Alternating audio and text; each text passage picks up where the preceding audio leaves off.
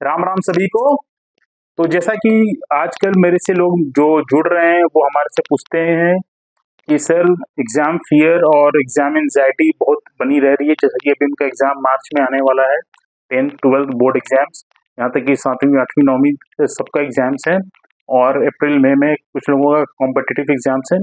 तो हर तरह के प्रश्न हमारे से रखे गए हैं कि फोकस कैसे बढ़ाएं, कॉन्सेंट्रेशन कैसे बढ़ाएं, कॉन्फिडेंस कैसे लाएं और एंजाइटी फियर फोबिया से कैसे बचें। यहाँ तक कि और भी बड़े प्रश्न रखे गए हैं जो कि मैं बाद के वीडियोस में लूंगा। तो सबसे पहले हमें समझना है कि हमारे देश में जो हमारा सेटिंग है और जो भारतीय परिवार है उसमें पढ़ने का कल्चर नहीं है। हमें मानना होगा इस बात को। बच्चा अकेले नहीं पढ़ सकता। अगर आप उसे एक कंडीसिव इन्वायरमेंट देते हो, मतलब कहने का मतलब ये है कि अगर आप भी साथ में पढ़ते हो तो वो खुद ब खुद पढ़ेगा, खुद ब खुद फोकस आएगा और कंसिस्टेंसी बनेगी।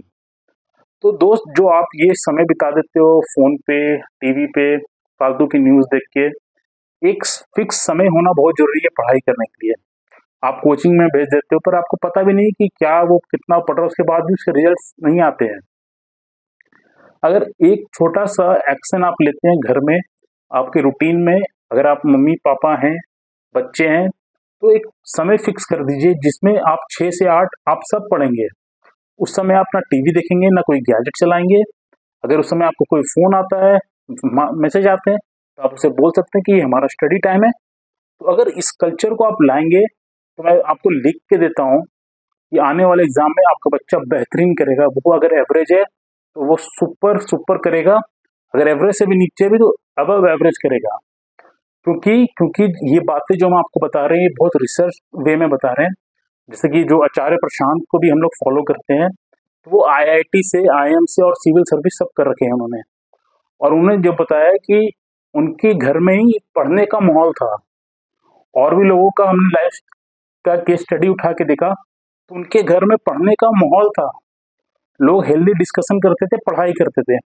पर हमारे भारत में जो मेजोरिटी घर में देखा जाता है, फादर एक तरफ न्यूज देख रहे हैं, मदर किचन में है, अगर ग्रैंड पेरेंट्स हैं तो वो अपने रूम में है, बच्चा पढ़ रहा है, नहीं पढ़ रहा है, कभी 6 बजे पढ़ रहा है, कभी 8 बजे पढ़ रहा है, कभी नहीं पढ़ रहा है, कभी।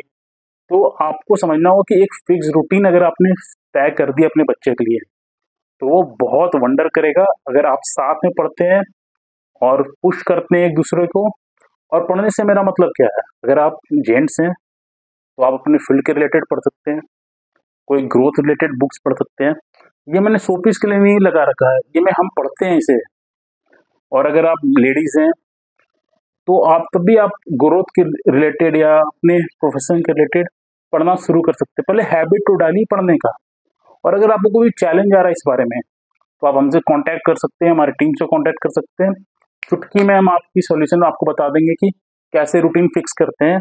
बच्चों का खेल है हमारे लिए ये बताना। तो आपसे हाथ जोड़ के निवेदन है, पेरेंट्स से, अभिभावकों से, कि प्लीज आप भी पढ़ें।